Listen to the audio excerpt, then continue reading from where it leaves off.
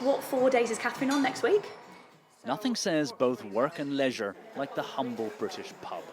So where better to discuss Labour's plans for a better work-life balance than a pub which has trialled its own 4-day week, with surprising results. We did a 3-month trial and then we looked into the feedback from that and the reviews. And the biggest bit of feedback we got through interviewing people, looking at different hours, their enjoyment at work, their productivity and all those different elements, was that actually people didn't take us up on it as much as we thought they would.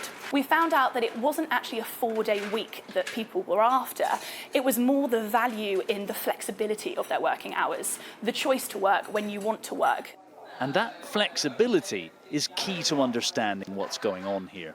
Labour is pushing back pretty strongly against some of the headlines. They say the plan is to strengthen the right to ask for flexible working. That might include, amongst other things, so-called compressed hours, doing 5 days worth of work in 4, for example.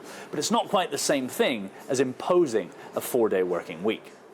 But the Conservatives sense an opportunity to paint this as part of a damaging attack on British business. These kind of new regulations that are coming forward will have a French-style, very pernicious effect on the workplace. And if you want growth, you need businesses to invest. If you want businesses to invest, you need certainty. And this is creating uncertainty. It'll be very damaging for the business community.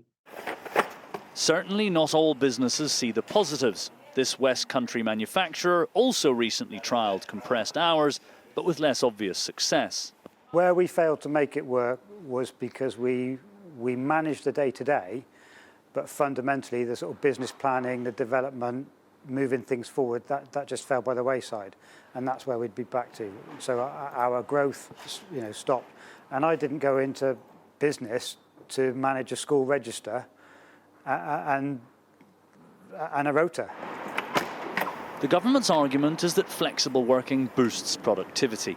But they'll need to convince businesses across the country that it's not going to create just another rod for their backs. Matthew Thompson, Sky News, Woking.